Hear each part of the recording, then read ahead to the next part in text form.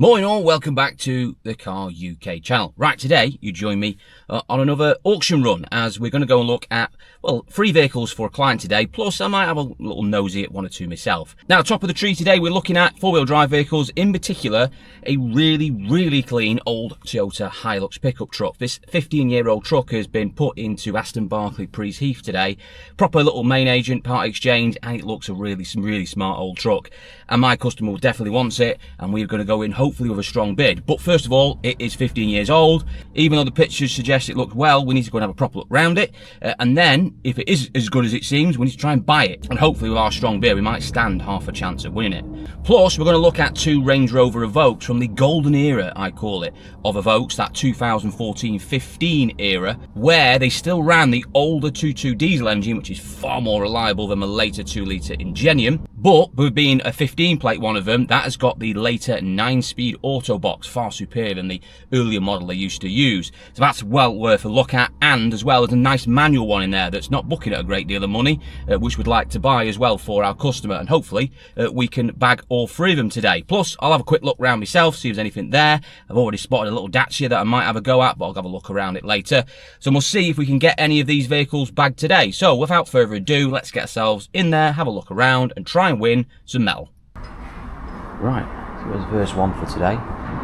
Hilux, very clean car. It's an Invincible on a 10, and it's, well, in far better condition than you would expect a 10 plate Hilux to look like, being 15 years old.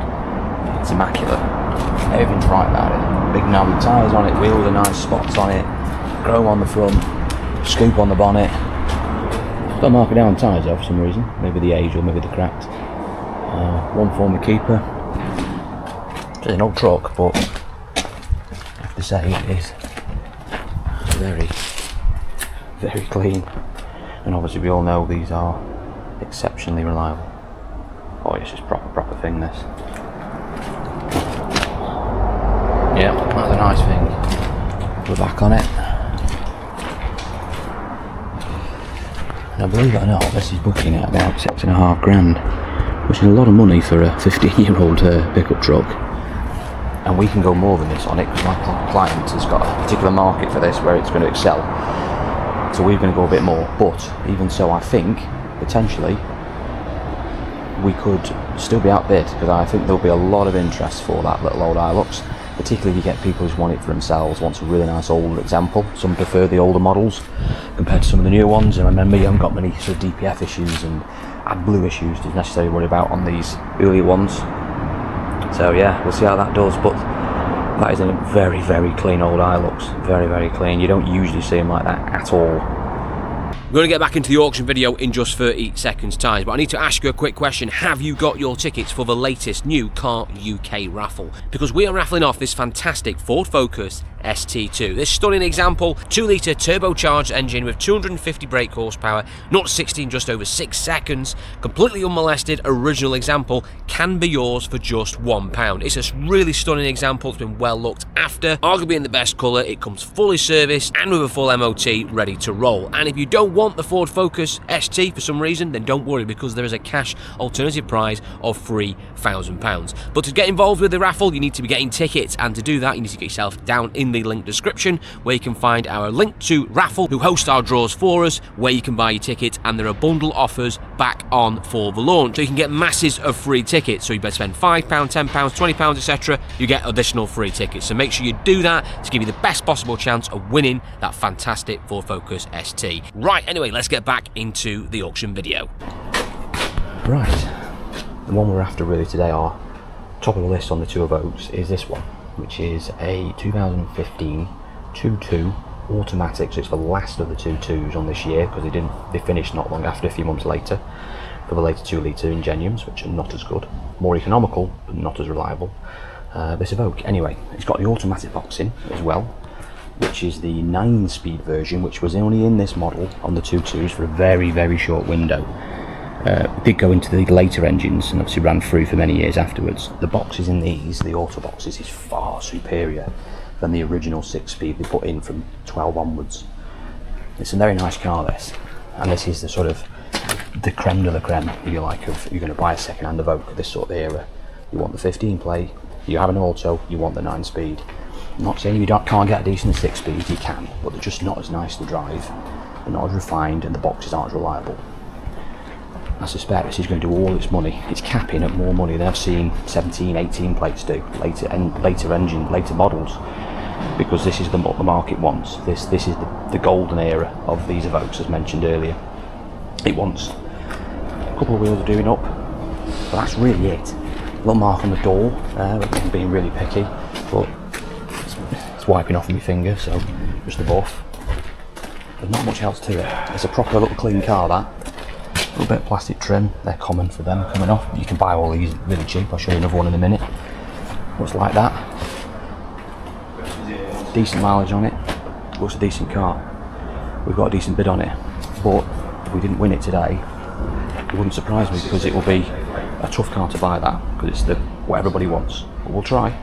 Right, next on the list is another Evoke. This is a 2.2 for a customer. This is again similar year to the last one, 64. However, this is a manual, so got the golden sort of era, 64, 65, the older 2.2 in, diesel engine in. However, it's a manual box, which are a bit more economical than some of the autos. 9-speed's a lot more economical than the 6-speed auto, the previous box, but the manual is obviously the most economical of the 2.2 bunches. Some will prefer a manual, with being 4-wheel drive, others won't. To be honest with you, I prefer a manual, but that's just me. It's a nice little thing, this in red. So we bought one very similar to this the other day from MAG. Only thing you can see so far, we need a new skid pan at the bottom. They was common for falling off and breaking. You can buy them really cheap, they're about 50 quid now on old eBay. They're perfectly good quality, go on fine, so we'll buy one of those. Wheels don't look too bad. A few little chips, oh no, spoke too soon. A little bit of one on there. Inside, very clean, typical Evoke. Roof's alright. Wants a buff down the side, it's a bit faded, the paint, but it doesn't need a trip to the paint shop really, it just wants a mop. Give that a mop and it'll look $1 million. Again, it's a plastic trim just caught, you just buy them, they're so cheap to buy. You can buy all this stuff, it's so cheap now off the internet. But these Evokes, don't go to Land Rover unless you want to have your wallet severed apart. There's not really much else to say about that. There's a little bit of fade on the roof there, the panel, plastic, but you can mop that back. Being picky now, proper dealer part exchange this from Arthur's Motor Group, so a little independent place. We'll put quite a few in, but it looks a proper part exchange to me. Just wants trim, just bits of plastic trim everywhere, and do that, mop it up. You've probably got an half decent car. Usual things that go wrong on these in prep we find, rear trailing arm bushes are a nightmare on them, we get the odd prop bush that go on them, heat shields can fall off the fuel tanks, which are a bit of a nightmare. It's little fettly things, but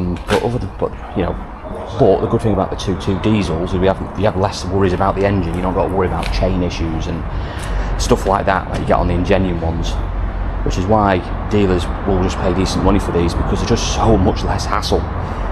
Anyway, we've got a decent guide on it and we've got a decent bid on it, so we should be winning it, but we'll see what happens in the room. Right, just retreated back to the car, having a flip through the catalogue.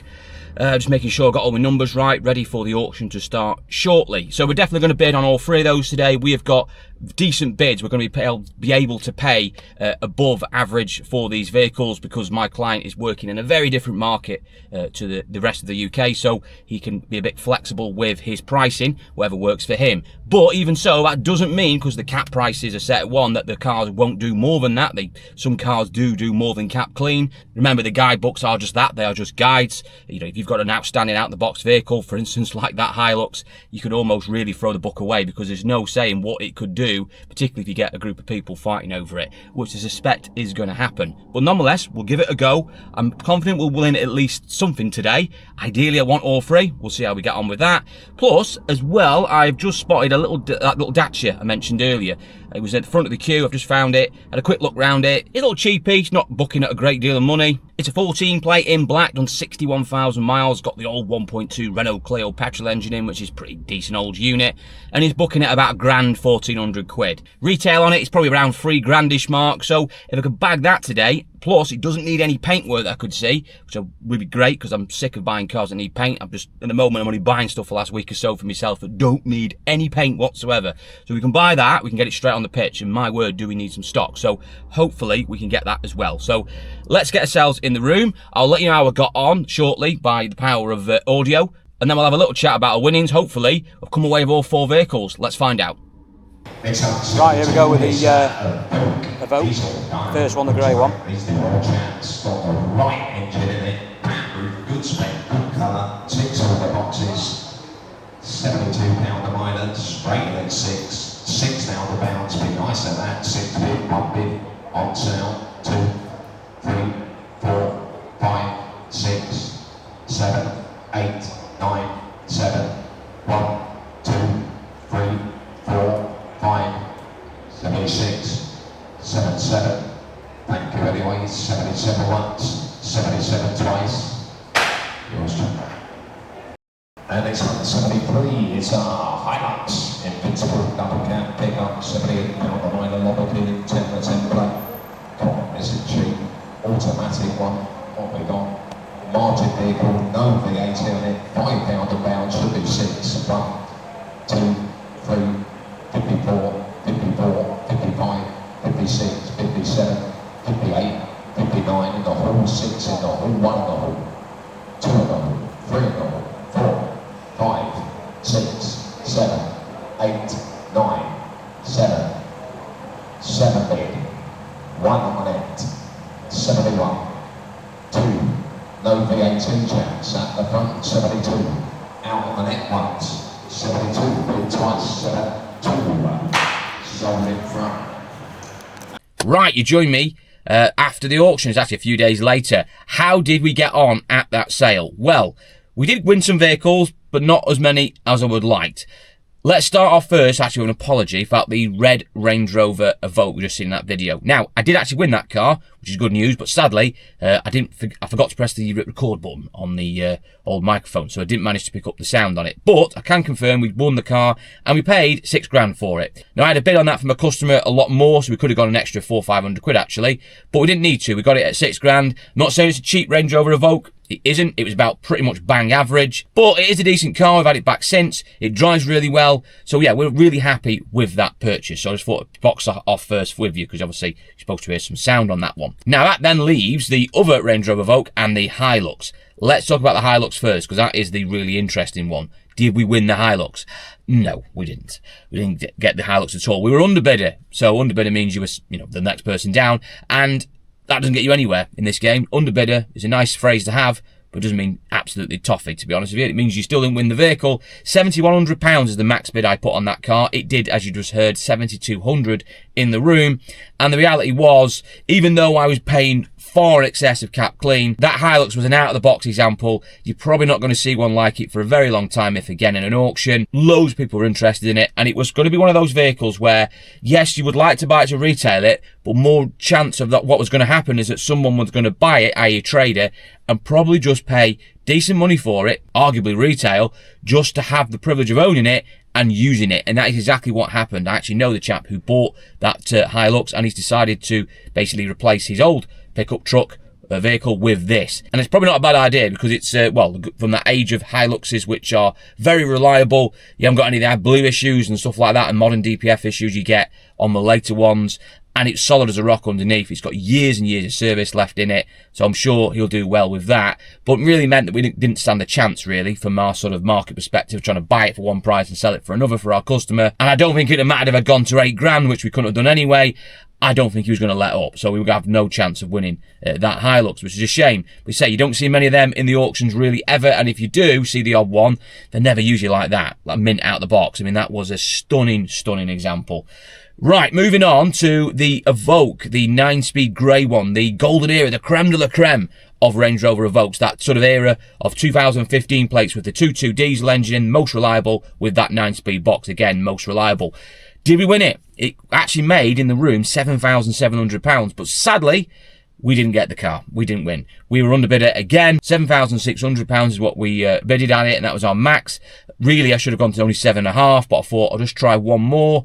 It didn't work. I think it probably would have gone to 8 grand. And it just goes to show, as mentioned in the video before, that small window of those 2.2s with that 9-speed box just make far in excess of any cap guides, particularly if they're in decent nick like that grey one was. And I've actually looked at another one since recording that video, which was a lot more scruffier, again sort of 15 plate 2.2 with a 9-speed in, and I didn't manage to win that either, and I was paying far more money than I should have done over cap clean. It didn't make a blind bit of difference. Dealers will pay decent money for that era, small window of Range Rover Evokes, because there is a massive market for them, and I say you can pay more money for one of those than you can for even a 17 or even 18 plate later Range Rover Evoke with the later engine in, because say people don't preference that model, they want that one.